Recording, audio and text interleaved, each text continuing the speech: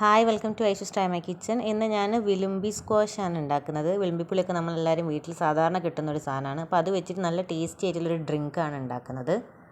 ഞാനൊരു 15 വിലുമ്പി എടുത്തിട്ടുണ്ട്. അത്യാവശ്യം പഴുത്ത് തന്നെ എടുക്കണം. എന്നിട്ട് അത് ഒരു 2 ഗ്ലാസ് വെള്ളവും ചേർത്തിട്ട് നന്നായിട്ടൊന്ന് തിളപ്പിച്ചെടുക്കാം. ഞാൻ ഇൻഡക്ഷൻ കുക്കറിലാണ് വെച്ചത്.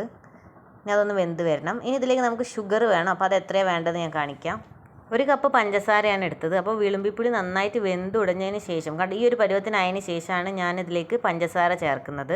ഇനി നമുക്കിതിലേക്ക് ചെറുനാരങ്ങ നീര് വേണം. 1 ചെറുനാരങ്ങേൻ്റെ നീരാണ് ഞാൻ എടുത്തു വെച്ചത്. അപ്പം പഞ്ചസാരയും കൂടി ചേർത്തതിന് ശേഷം നന്നായിട്ട് ഇത് തിളച്ച് വന്നാൽ നമുക്കിതിലേക്ക് ചെറുനാരങ്ങേൻ്റെ നീര് ഒഴിച്ച് കൊടുക്കാം.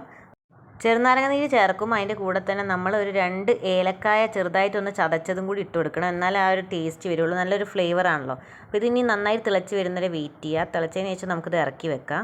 ചൂട് തണഞ്ഞതിന് ശേഷം നമുക്കിതൊരു തുണിയിലേക്ക് ഒഴിച്ചിട്ട് നന്നായിട്ടൊന്ന് അരിച്ചെടുക്കണം. എന്നിട്ട് ഗ്ലാസ് ബോട്ടിലിൽ തന്നെ നമ്മൾ ഫ്രിഡ്ജിൽ സൂക്ഷിക്കുക. എന്നിട്ട് നമുക്ക് ആവശ്യമുള്ളപ്പോൾ തണുത്ത വെള്ളവും അതേമാതിരി കുറച്ച് സ്ക്വാഷും കൂടി എടുത്തിട്ട് മിക്സ് ആക്കിയിട്ട് നമുക്ക് സെർവ് ചെയ്യാവുന്നതാണ്. പഞ്ചസാര കുറവുണ്ടെങ്കിൽ നമുക്ക് വേണമെങ്കിൽ അപ്പോൾ കുറച്ച് ചേർത്ത് കൊടുക്കാം.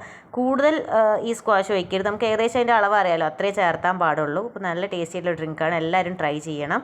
വീഡിയോ ഇഷ്ടപ്പെട്ടിട്ടുണ്ടെങ്കിൽ ചാനൽ സബ്സ്ക്രൈബ് ചെയ്യാത്തവർ സബ്സ്ക്രൈബ് ചെയ്യാൻ മറക്കരുത്. അടുത്ത വീഡിയോന് കാണാം. താങ്ക്